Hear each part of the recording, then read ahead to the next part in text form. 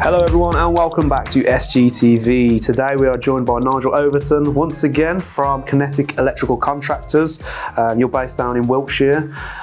For anyone who might be interested in that and wants to make contact with you.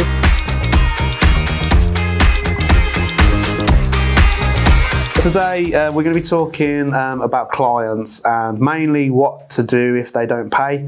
So I don't know how much experience you've had with this kind of thing. So I think, well, yeah. First of all, I'll just ask: to be truthful, not masses. I think we've been very lucky. Yeah. All our customers seem to pay. I say pay on time. Some of them always push the boundaries and that, but. You did say that a lot of your team used to play rugby, so that could be why they're paying on time, you know. 6 foot something dudes turning up on site. Yeah, like, I'll pay them. Bailiff service included. But yeah, no, we haven't had masses of dealings with it. And I've heard multiple horror stories about people potentially going to small claims courts and stuff like that. And sort of the outcome that I can get to is that it just doesn't really seem worth it. The small claims courts? Yeah. I don't know much about them, and it is a question I wanted to ask you, whether you've had experience or know of people that have, what their experiences are with it. But. Yeah, I'd say that luckily we haven't had massive experience with it. I mean, I'd always like to go down the route, and it's well easy for people to say, you know, if you don't pay your bill, we'll go around and rip all your stuff out. I've seen people do that. Yeah, and I'm all for it. Yeah. If it was anything else, you know, if it's a car or whatever, you get repossessed. Same with products and services. Fine, you'd go rip it all out. The reality of that sort of like happening is going to happen. I think not really. I think there's probably a few circumstances where it does, and those that do it, fair play. I'd sort of like back you all the way. But from what I can gather with people who've been through the small claims courts and stuff like that, it seems to cost a lot of money to not get a lot back. I mean, I don't know much about it. So I'm assuming you go into these small claims courts, you're paying a solicitor, they're paying a solicitor to argue the legalities of it all, and whether you're actually getting that payment. I don't know. It'd be interesting to find out from our audience if anyone has had any difficulties or any first-hand experience with small claims courts, and maybe that's something we can do an episode on entirely at some point. So it'd be interesting to find out your point of view. But apart from going in and ripping it all out, what would be your first sort of point of call if you're having issues where a client's perhaps ghosting you, not paying? Yeah, well, I try to do most of my dealings over the phone.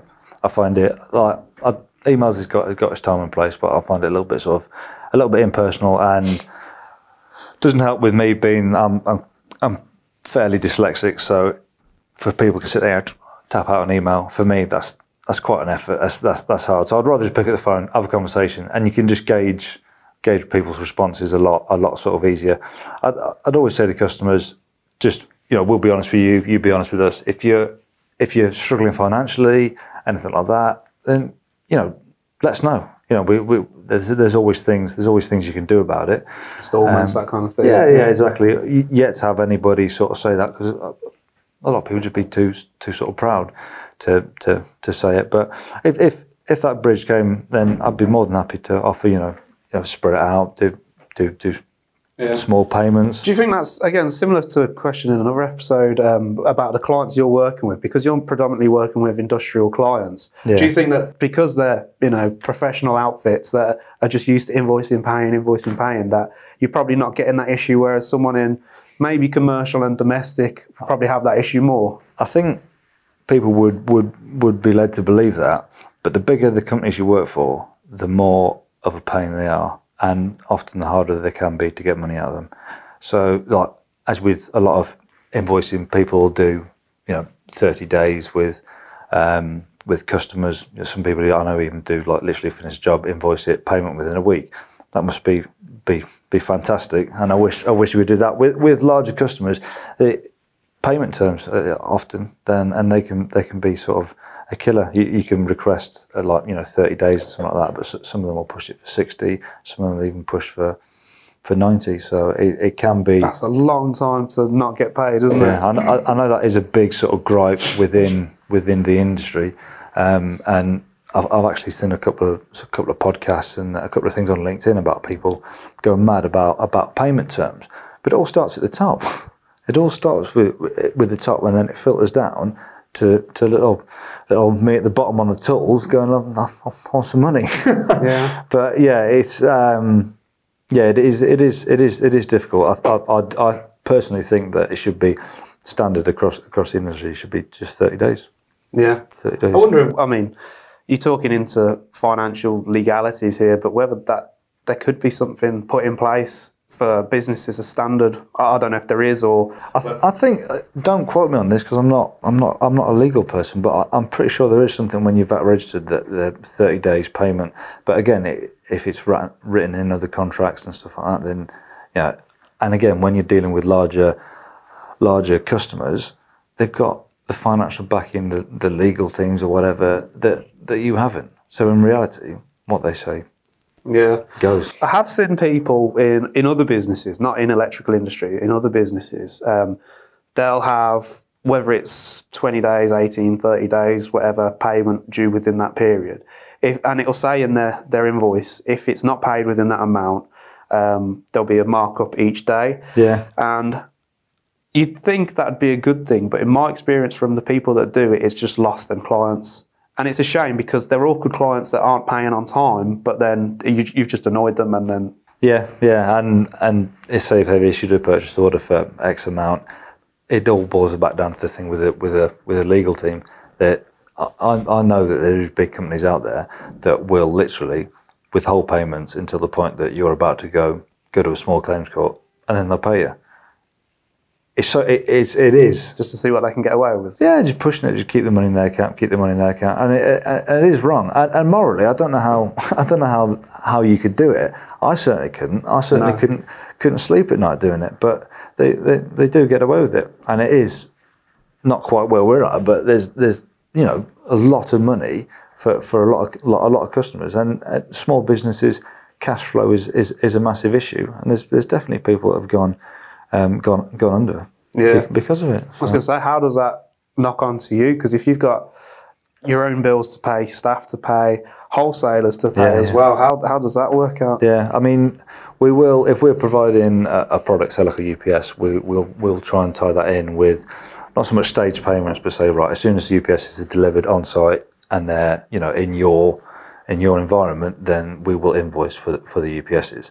So. Or whatever. If it's an LV panel or something like that, then we'll try and do it like that. Simply because we can't afford to bankroll potentially hundreds of thousands of pounds rolling over. It's just not. Yeah. It's just not possible. And again, everything's touch wood been all right with that. But if for whatever reason we'd had a load of a kit delivered and then we couldn't invoice for it, or they didn't pay the invoice, then that would be a seriously. Like a sticky time. Yeah. Would you ever ask for a client to pay half up front? I've seen so many bad horror stories where it's usually domestic people. Yeah. They've asked for a builder to do a job or whatever, and they've paid up front. Builder's done a runner, and they say you should never pay for anything up front, which I'd probably agree with. But I have seen some people will ask for half up front, and I could understand that. Personally, I've never done it. Where I'd sit on it is if you're providing kit and materials and they're delivered on site, and it's a large amount, I don't think it's unreasonable to ask for some money towards that. If on the services kind of thing, labour, then I do kind of think that's within yourself as a company to decide whether is this job too big, can we bankroll it, can we do it, and if you can't do it, then you're not ready to take on jobs at that stage.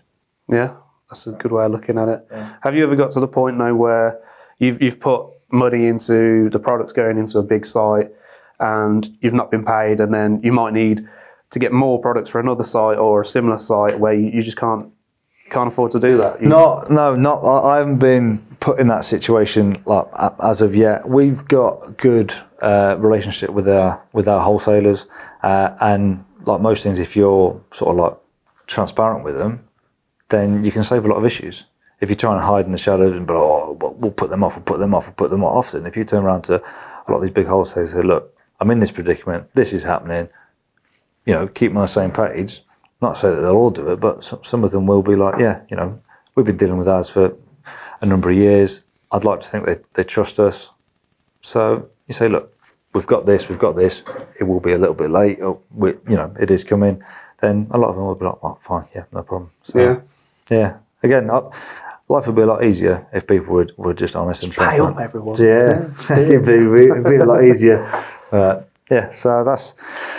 I know it's the way the industry works, but I have that irrational thought in my head with things like that. I think I wouldn't walk into a shop and be like, "Oh, I'll pay you in a month or two." And I know it's not the same, but you do get that sort of irrational. Why can't you just pay now? But it is what it is, isn't it? And it always makes me laugh with like often it tends to be, especially with domestic customers, the more wealth they have, the nicer car they have in their drive, then the cheaper they'll be. But they're quite happy to walk into a Mercedes garage and wouldn't even quibble about, you know, paying outright or financing up a really not a fan myself, to be honest. Transit Sport. I have that MRS too. I'd have a truck. But anyway, we're going off topic now. Have you ever had to handle any sort of any dodgy warranty claims? We had a couple, not a couple, but they came on the show last time. Ben and Jen from Aries Electrical, and Ben was telling me if he's doing sockets and switches, he'll do the screws vertically because he knows. I prefer them horizontally, but anyway, he does that as a warranty thing. So if he knows a customer's been tampering or something, and they're saying, "Oh, this isn't working," he's gone in and they're moved. He's like, "Well, how do I know you've not broke that?" So there have been any instances where you've had to go in and things just aren't adding up? Not so much like that. I think that'd be quite a difficult one to sort of prove if you've gone, oh, those screws are, you know, horizontal, not vertical. Yeah. You've been tampering with that. I think you'd just be like, well, so they said, I haven't. How are you going to sort of prove that? I've seen on Instagram, which I do quite like the idea of it. I think Bristol Sparky and a few others have been doing the, you know, sort of avoid seals on consumer units. So they pop it over the edge of the consumer unit, and then when it pulls off, it leaves like a print, like a tamper seal. I think that's a really good idea, but limited to somebody's been in your consumer unit. You don't know what people have been doing on the, you know, on the ends of your cables, so to speak. But yeah, it's personally, I've not had masses. There's always the classic where somebody's changed the light fit and they're going, oh, it's just started going bang, and they've put the switch light in with the neutral, and it's like, oh, they say, oh, it's been working fine, and then it's like, oh, you haven't tried to change the light fit? Like, no, you're like, yeah, all right then, whatever. Yeah. Do you find there's any sort of red flags that jump out when you're talking to a client or an existing customer where you think, hang on, like, this ain't adding up here?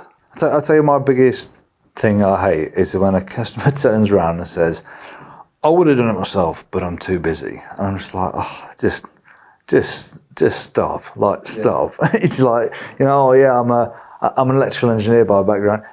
You might be able to, you know, understand why everything is, but you're not an electrician. You're not doing domestic wiring. Just leave it to the people that do it. Yeah, I was thinking about saying that to a painter and decorator. Like, I would do it, but I just don't want to.